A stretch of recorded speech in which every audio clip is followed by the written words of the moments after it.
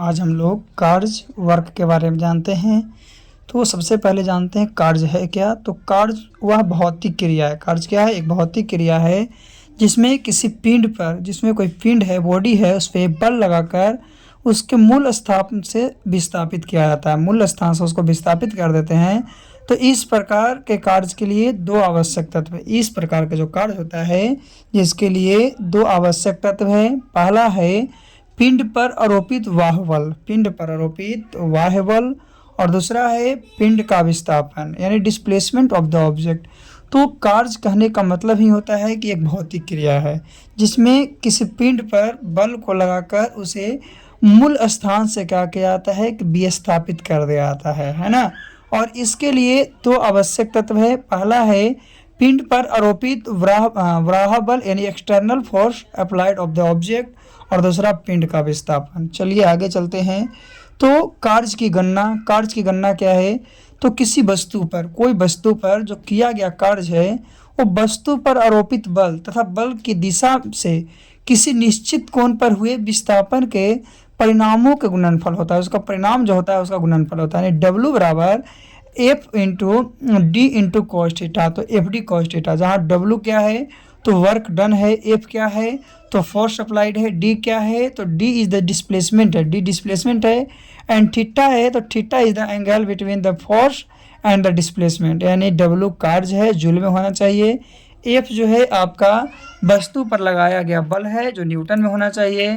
फिर D जो है विस्थापन है, उसका परिणाम मीटर में होना चाहिए। और जो थीटा है तो थीटा जो है बल और विस्थापन के बीच का कोण है, बल और विस्थापन के बीच का कोण है जो डिग्री में होना चाहिए। तो ये है कार्य की गणना, कैलकुलेशन ऑफ द वर्क।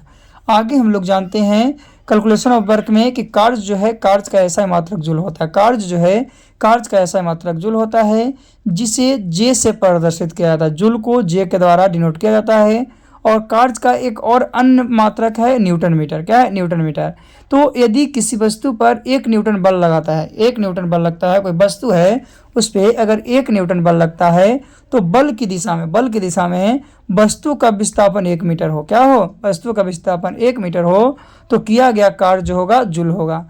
तो सीजीएस प्रणाली में देखते हैं, सीजीएस प्रणाली में कार्य की मात्रक अग्र होता है। सीजीएस प्रणाली में कार्य का मात्रक अग्र होता है और वही 1 जूल बराबर 10 के पावर 7 अग्र होता है। तो वही 1 अग्र बराबर 10 के पावर -7 जूल होता है। तो याद रखना है कि अगर जूल है अग्र में पूछेगा तो 1 जूल बराबर 10 के पावर 7 अग्र होता है और वही 1 अग्र जो है वो 10 के पावर -7 जूल होता है। चलिए आगे हम लोग चलते हैं। तो आगे है कार्य की प्रकृति, नेचर ऑफ वर्क डन। तो जब किसी पिंड पर बल लगाया जाता है, बल को लगाते हैं तो उस बल द्वारा किया गया कार्य, जो वो बल कार्य करता है वो चाहे तो नेगेटिव हो सकती है या पॉजिटिव हो सकती है या जीरो हो सकता है, यानी कि धनात्मक हो सकता है भी, ऋणात्मक भी हो सकता है या शून्य भी हो सकता है। तो इस तरह से किया गया कार्य जो होगा 3 होगा, धनात्मक कार्य हो जाएगा, ऋणात्मक कार्य हो जाएगा और शून्य कार्य हो जाएगा। कहने का मतलब है कि डी और एफ एक ही डायरेक्शन में होगा तो धनात्मक कार्य होगा, वही डी और एफ जो है अपोजिट डायरेक्शन में होगा तो ऋणात्मक कार्य होगा। और डी और एफ जो है अलग अलग डायरेक्शन में, एक परपेंडिकुलर होगा एक वर्टिकल होगा, तो आपका वो कार्य किया गया शून्य होगा। जहाँ थीटा इक्वल टू कितना डिग्री होगी? 90 डिग्री होगी। Theta equal to 90 degree. तो किसी पिंड पर लगाया गया बल जो है, बल द्वारा किया गया कार्य है, धनात्मक हो सकता है, ऋणात्मक हो सकता है या शून्य भी हो सकता है। चलिए आगे चलते हैं। तो धनात्मक कार्य क्या है? पॉजिटिव वर्क क्या है? तो धनात्मक कार्य उस समय होता है जब वस्तु में लगने वाला बल, वस्तु और क्या, बल और वस्तु के विस्थापन दोनों एक ही दिशा में होते हैं। दोनों क्या होती है? एक ही दिशा में होती है। तो उसी को हम लोग धनात्मक कार्य कहते हैं। यदि किसी पिंड पर, यदि कोई पिंड है उस पर आरोपित बल की दिशा तथा पिंड के विस्थापन की दिशा के बीच में जो न्यून कोण बनता है, न्यून कोण कहने का मतलब 0 डिग्री से बड़ा, 90 डिग्री से छोटा, तो किया गया कार्य धनात्मक होता है। क्या किया गया कार्य? धनात्मक होता है। और अगर ऐसा नहीं होगा तो धनात्मक नहीं होगा। यानी कि जब आपका आरोपित बल की दिशा और पिंड के विस्थापन की दिशा में जो कोण बनता है वो 0 डिग्री से बड़ा होना चाहिए और 90 डिग्री से छोटा होना चाहिए, न्यून कोण होना चाहिए, तब उसमें बना जो कोण होगा वो आपका कितना डिग्री का होगा, तो वो आपका यानी कि न्यून कोण होगा, है ना। और न्यून कोण होगा तो हमेशा पॉजिटिव होगा, धनात्मक कार्य करेगा। कौन सा कार्य करेगा? धनात्मक कार्य करेगा। चलिए आगे चलते हैं ऋणात्मक कार्य के बारे में। धनात्मक कार्य के उदाहरण देख लेते हैं पहले। तो धनात्मक कार्य के उदाहरण में क्या है कि जब बैलों की जोड़ी किसी हल को खींचती है, जब बैल की जोड़ी किसी हल को खींचती है तो बल और विस्थापन दोनों एक ही दिशा में होता है, दोनों एक ही डायरेक्शन में होता है। जिस तरफ बैल जाता है उस तरफ हल की दिशा होती है, तो ये दोनों क्या होंगे? कार्य जो होगा धनात्मक होगा। यानी याद रखना है कि धनात्मक कार्य क्या है। तो धनात्मक कार्य वैसे कार्य को कहते हैं जिसका बल और विस्थापन दोनों का डायरेक्शन एक ही में होगा, तो क्या होगा? वो काम किया गया जो है आपका पॉजिटिव होगा, धनात्मक कार्य होगा, है ना। तो ये धनात्मक कार्य का एक सबसे अच्छा उदाहरण है, जिसके बारे में फिर से एक बार, यानी कि जब बैलों की जोड़ी किसी हल को खींचती है, किसी हल को क्या करते हैं? खींचती है, तो बल और विस्थापन जो है दोनों एक ही दिशा में होते हैं, अर्थात कार्य क्या होता है? धनात्मक होता है। कार्य क्या होगा? धनात्मक। कब होगा? जब सभी का डायरेक्शन एक तरफ होगा, तो उसमें कार्य की प्रकृति जो होगी नेचर ऑफ वर्क डन होगा, जो पॉजिटिव वर्क होगा। क्या होगा? पॉजिटिव वर्क होगा।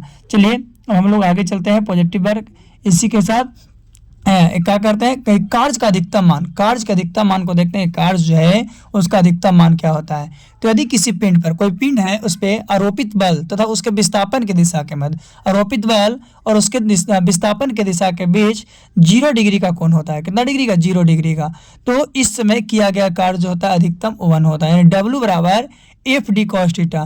तो W बराबर एफ डी कॉस 0 डिग्री। कितना डिग्री? 0 डिग्री हो गया, तो कॉस 0 का तो मान 1 होता है। और अगर किसी संख्या में हम लोग 1 से मल्टीप्लाई करते हैं तो उसका वैल्यू क्या होता है? 1 होता है। तो याद रखना, कार्य का अधिकतम मान यदि किसी पिंड पर आरोपित बल जो है उसके विस्थापन की दिशा के मध्य 0 डिग्री का कोण बनाता है। कितना डिग्री का? 0 डिग्री का कोण बनाता है, तो उस पर किया गया कार्य का अधिकतम मान क्या होता है? एफ डी इंटू 1 होगा। और किसी भी चीज़ में 1 से गुना करेंगे तो 1 ही बनाएगा, जो है वही को ही रहेगा। तो एफ डी हो जाएगा, W बराबर क्या हो जाएगा? एफ और डी हो जाएगा। चलिए आगे हम लोग चलते हैं। इसके बाद तो आगे क्या है कि ऋणात्मक कार्य, नेगेटिव वर्क क्या है? तो ऋणात्मक कार्य उस समय होता है जब वस्तु में लगने वाला बल और वस्तु के विस्थापन एक दूसरे के विपरीत है, यानी कि एक दूसरे के विपरीत रहेगा तो क्या हो जाएगा? ऋणात्मक कार्य होगा, नेगेटिव वर्क होगी।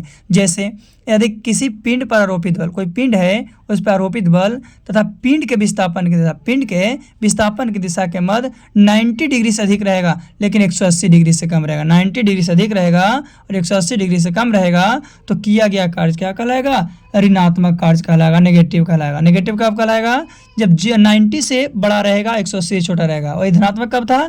जब 0 से बड़ा था और 90 से छोटा था, यानी न्यून कोण 90 से छोटा था और 0 से बड़ा था, तो आपका धनात्मक कार्य हो रहा था। लेकिन जैसे ही आपका 90 डिग्री से बड़ा हो जाएगा और 180 डिग्री से छोटा हो जाएगा, तो उस समय किया गया कार्य क्या होगा? ऋणात्मक। ऋणात्मक कहने का मतलब दोनों का जो डायरेक्शन होगा एक दूसरे को अपोजिट होगा। क्या होगा? एक दूसरे के अपोजिट होगा।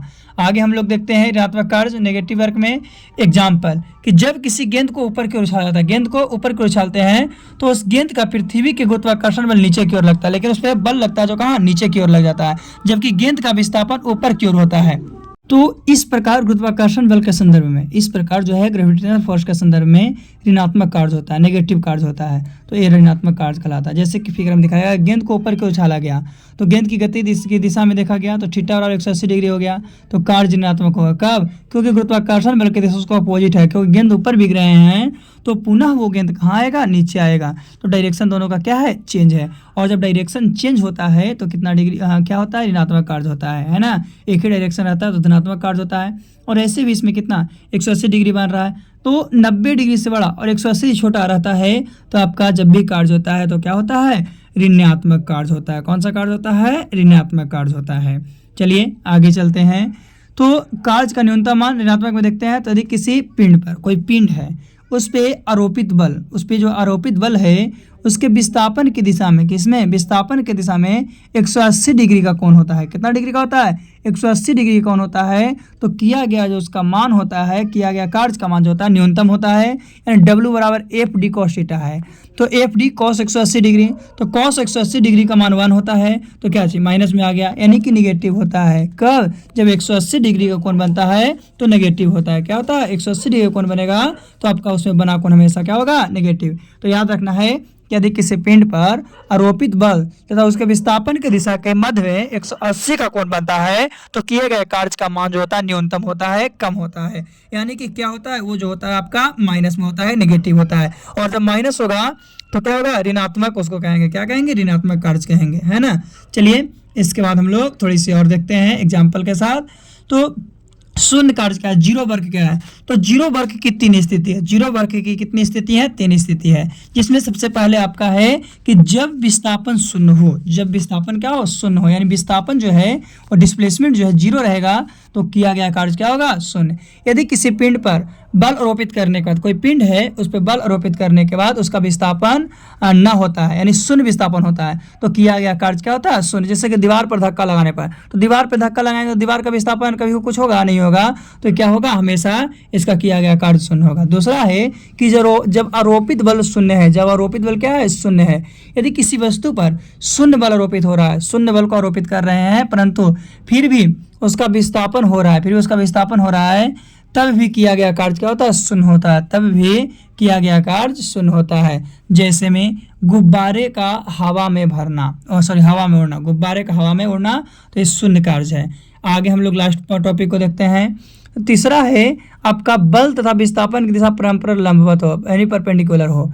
यदि पिंड पर आरोपित किए गए बल, यदि पिंड पर आरोपित किए गए बल की दिशा पिंड के विस्थापन की दिशा का मध्य 90 डिग्री हो, कितना डिग्री हो, 90 डिग्री हो। जब 90 डिग्री रहेगा तो उसका किया गया कार्य क्या होगा, शून्य, क्योंकि cos 90 का मान 0 होता है और जब जीरो में किसी भी संख्या से गुणा करते तो 0 हो जाएगा। जैसे जब कोई कुल्ली रेलवे प्लेटफॉर्म पर चलता है तो उसके सिर पर रखे भार का किया गया कार्य शून्य होता है। क्यों, क्योंकि भार का लगाया गया बल ऊपर की दिशा में होता है लेकिन विस्थापन जो है क्षैतिज दिशा में होता है। तो इस तरह से आपका शून्य कार्य है। तो आज हम लोग कार्य के बारे में जाने, ऋणात्मक कार्य, धनात्मक कार्य और क्या ऋणात्मक कार्य, धनात्मक कार्य और शून्य कार्य के बारे में और सभी का हम लोग उदाहरण देखें। तो आज के लिए इतना ही काफ़ी, फिर से हम लोग पुनः अगले वीडियो में अगले टॉपिक के साथ मिलते हैं। आज का टॉपिक था आपका कार्य यानी वर्ग, कि कौन सा वर्ग कब कैसे कहलाएगा।